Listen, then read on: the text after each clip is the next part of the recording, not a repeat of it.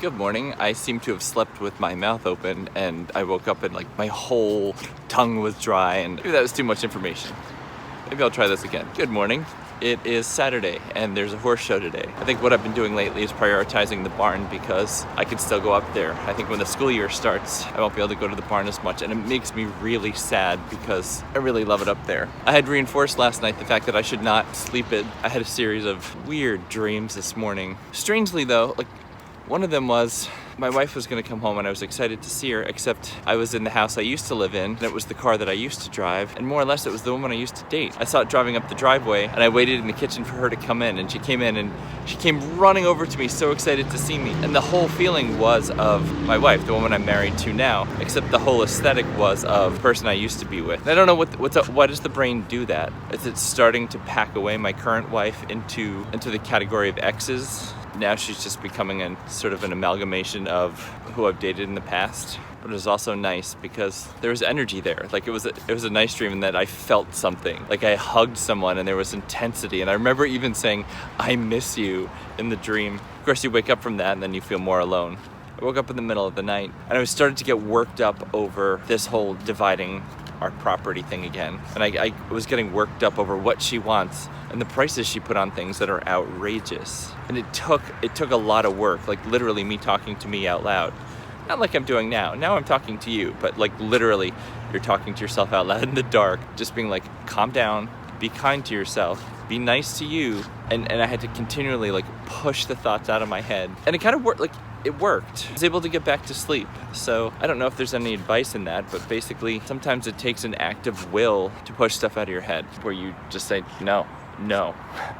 It comes into your head and then you willfully say, no, get out of my head. I need sleep. I want who I am right now to be good enough. I want to be good enough for somebody the way I am. And I think the painful part of this breakup has been her telling me all the ways I wasn't good enough. And that's really killed my self-esteem. Talking about my feminine energy, the fact that she felt like the breadwinner and she felt like the adult in the relationship. All these things that are crazy but undermine everything. I feel like she really has no appreciation for what I actually did. She was telling me you could get a summer job, you could do this or that, you just hang out at the barn. What I thought I had but apparently didn't. I want somebody that sees me as I am and values me for that. I want to be good enough. I want the person I am, the job I do, the life I lead, the amount of money I make to be good enough to have a really good life with somebody. It'd be nice if somebody could see my goodness and just be like, wow, he's amazing. The thing I'm astonished by here is the utter lack of care she's doing everything with.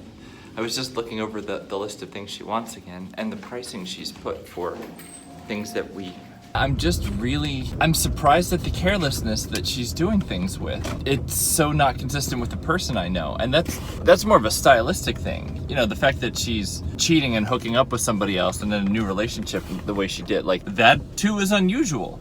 But she's a smart person, and she's smart and usually precise and methodical and efficient. I look over this list of things she wants from our condo, and it's weird because she has things listed, great.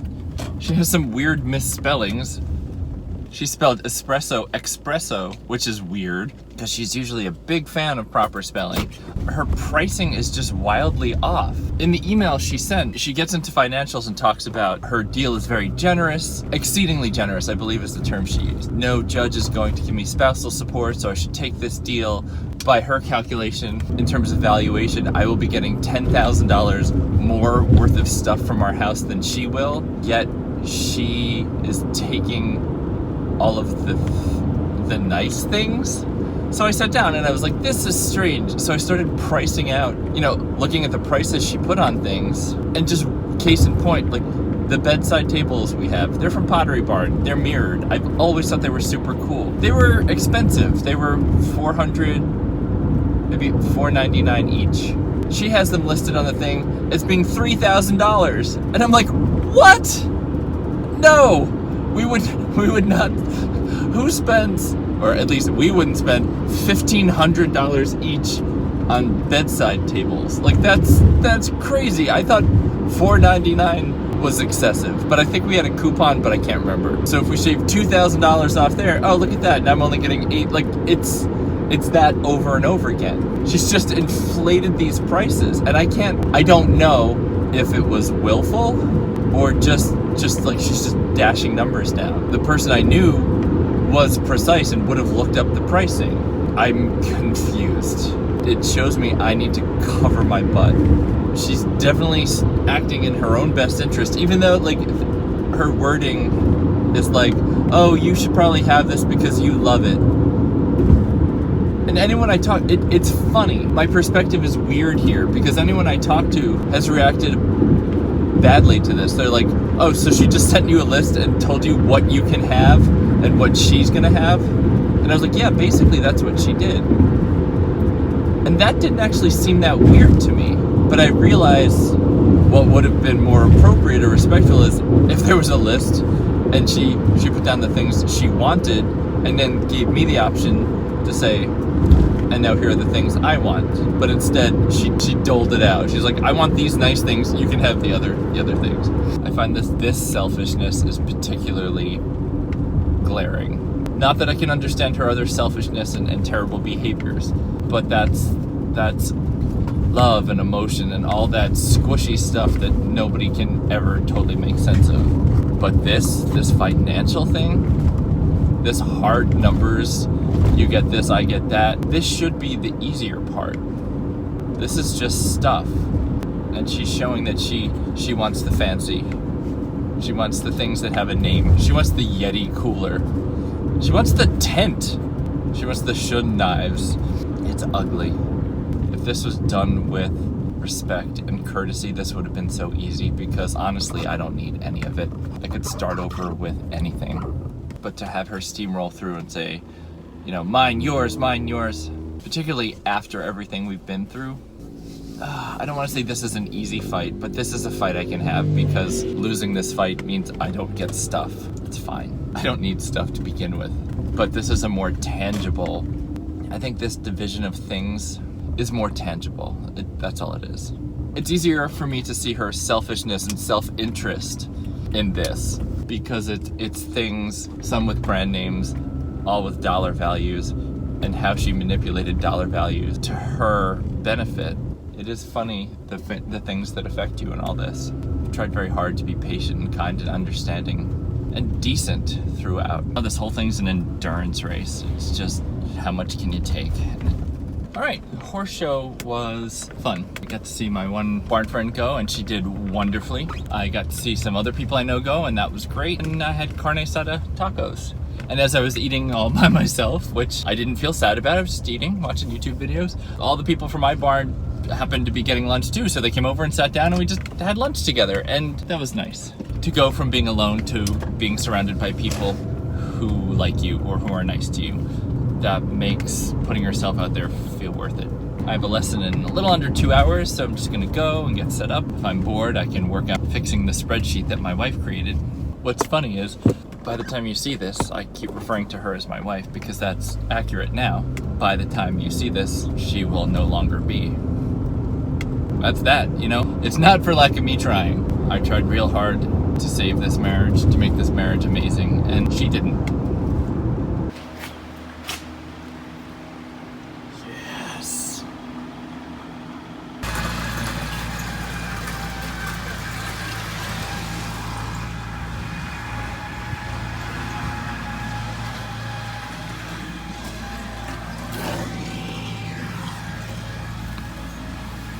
Vinny.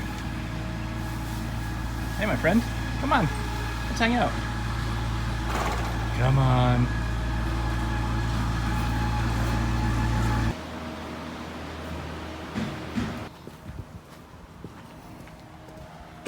Hey, Vinny.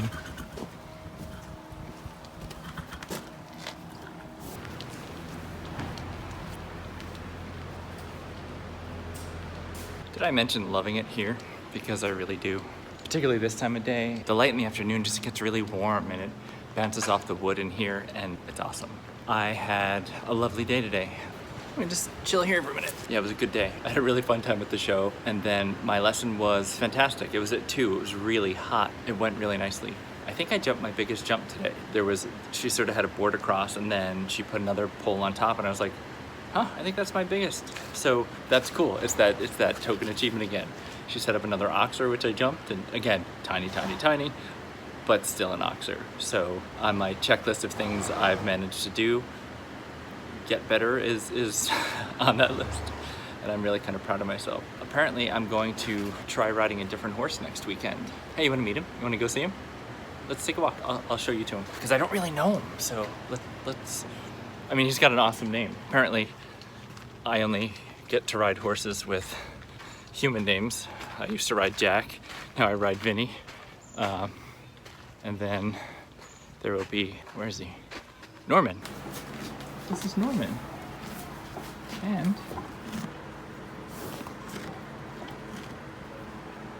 he has a really sweet face. Hi, Norman. Hi. Oh. Hi, buddy. Oh. People say he's kind. People make fun of him for being lazy. But I think he's cute.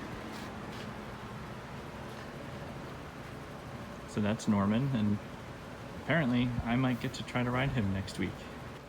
Let's get a selfie with Norman. Hmm? Hey, Norman. Oh, he's so pretty, isn't he? Look at that face. Look at that nose. Hello.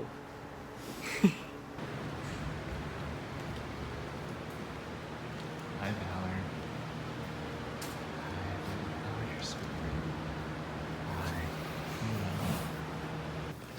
Hey, just checking in, seeing how you're doing. Just a heads up, he's still an asshole, so you don't have to be nice to him. Don't listen to him. You don't have to respect him. It's totally fine. I just want to check in and see how you're adjusting. You doing okay? I'm still sorry that you have to be his horse because he sucks. Yeah, it's gonna be rough for you. You had a bath today though, and you smell really good. So good luck. You know it's gonna be a challenge to overlook his annoyingness and be a good horse, but you got it, didn't you? I believe in you. You're a good horse. I mean, if you get a chance, run away. They leave the stall door open, just go, run for it. Yeah, you're good. You smell fantastic. You know, we don't all get a good lot in life. And you drew the short straw, so. Everybody has left the barn. I had a nice little chat with his horses, and I'm going to head to the same place I've been a couple nights this week because, oh man, I wonder if it's him coming down the driveway right now. He paused at the top.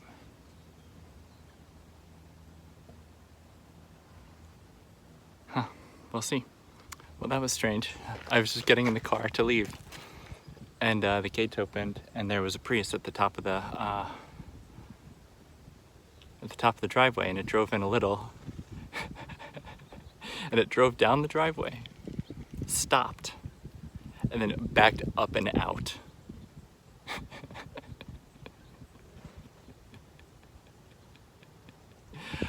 Who might be trying to come in at this hour? Someone who drives a Prius who has 2 new horses here? Yeah, I think so. Wasn't expecting me, I guess. Fantastic. That was perfect. I'm so glad I got to see that. Just so you can see the scene of the crime, that's the view up the driveway. I'll zoom in a little. So I have this strange compulsion right now. It looks like it might be a beautiful sunset, so I should go do that. I should go pursue the things I want to pursue. But I am delighted by the fact that he just backed out of the whole driveway like a little chicken shit. He started down the driveway, saw me, didn't turn around and drive out like any normal person would do. He threw his car, I'm sorry, it's a Prius, I get this down here. He threw the little shifter in reverse and just backed up and out the driveway.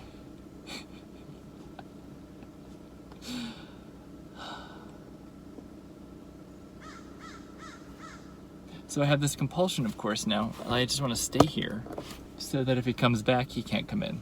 It feels like a tiny, itty-bitty little win. And that makes me happy.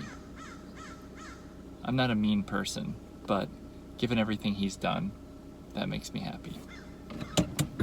But maybe I should just take that. That should be good enough. That happened.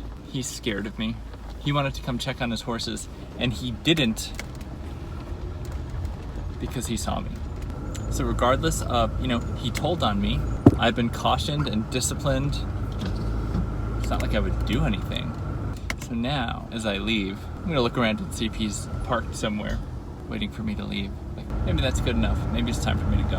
I'm happy I got to witness that. That was good. That gives me a little bit of peace of mind. I don't know. It just makes me feel good to think he or they didn't want to see me, didn't want to deal with me. I think she was probably in the car. I can't tell. Like, you get that like quick snapshot in your brain. And you're like, didn't I see her? Wish it didn't have to be like this. Life could have been so much more fun.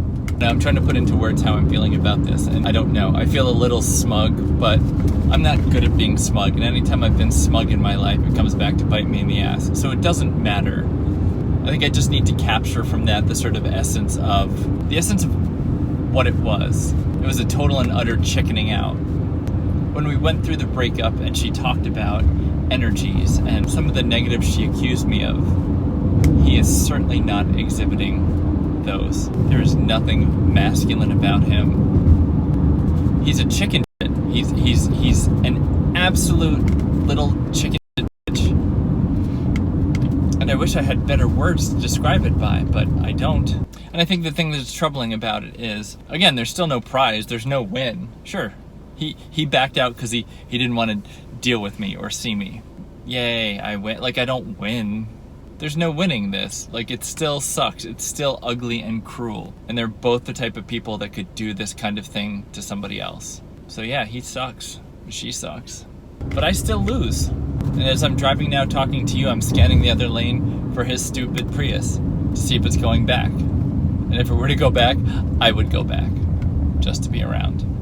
It's just all really gross. I'm still hung up on the division of property and the way she went about it. And in the midst of all the ways I feel and everything, I still tried to find the good in it, give her the benefit of the doubt and think, like, maybe she was thinking this way, or maybe she was thinking that way. But when you read the wording of what she laid out, it was basically, here's the deal, here's what I want, here's what you should have, you're gonna come out way ahead, but I'll be generous and let you have that if you take the other deal. It's almost like blackmail. I keep saying this, but principle is basically gifts we were given for our wedding she shouldn't get. She broke the covenant. She broke the vow. She disrespected the institution of our marriage. She shouldn't get our wedding gifts. It just feels like that's the way it should be. If someone cheats and leaves, they don't get wedding gifts. And it's not a financial thing, it's you screwed over the institution. You betrayed our marriage. You ruined everything. And particularly in my case, like, we were really good and she ruined it all in a really cruel way. She shouldn't get the nice plates. I mean, quite honestly, she should just walk away. She's been gone for 5.5 months, living a life. She should be like, keep it all. Maybe that's part of it. She had an opportunity to take some things or negotiate, and she didn't. She just left. And now all of a sudden, she wants things. She'll take the nice things and give me the remains.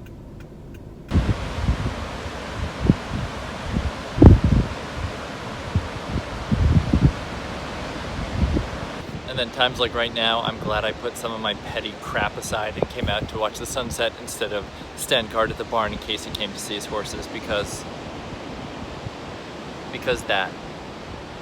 I'm so glad I did this. This is good. This is good for me. I'm gonna flip around so I can see it and watch it, but I'll be back. It's so not fun to be adversarial with somebody that you love. She sent me this email that said, basically, like, for you to contemplate, by our mediation meeting, I spoke with attorneys and I don't think that a judge will grant spousal support. And that's supposed to sway me. But the thing is, we're adversaries. Like, she at no point has been kind or generous with me. She thinks she has. But anything that she claims was generous was her being afraid. She didn't divorce me because I said I couldn't deal with it to the end of the school year. If she wanted to get divorced, she could have filed for divorce. She could have used an attorney and filed for divorce. She didn't. It wasn't out of kindness. I don't believe it. Somebody that cheats and breaks up with someone the way she did with me doesn't all of a sudden not divorce her husband out of kindness. I just will not believe that. Somebody who, when I was at my lowest, got up and walked out of the house. When I was most in need in my entire life. Somebody that can do that to somebody that they love. Somebody who's their best friend. No, you don't all of a sudden get kind and not divorce because I said I couldn't handle it till the end of school. I don't believe you. I think it's all been a manipulation, and she's far more wicked than I realized. And that really, really sucks to say out loud, because I don't want to believe that. I don't. And I've read things and talked to other people, and my situation is not unique. People who feel like you're a good person, you try really hard, you're nice, you're interesting, you're creative, all the things that I am, that I feel like would make me attractive to somebody, or at least worthy of respect. Even if you used to love me and then you stopped loving me and started loving someone else, you would be respectful to me, right? Like, you would be nice to me and be like, listen, this isn't the same. This needs to change. We need to work on this. Anything. Not, I'm leaving. Not, I spent thousands of dollars to travel to Europe with the person that I fell in love with. Not that. And she knew. I want to know when the affair began. I don't think it happened just on the trip. And I want to know. But what doesn't matter? It doesn't matter. If it happened months beforehand, it would show me that I'm stupid.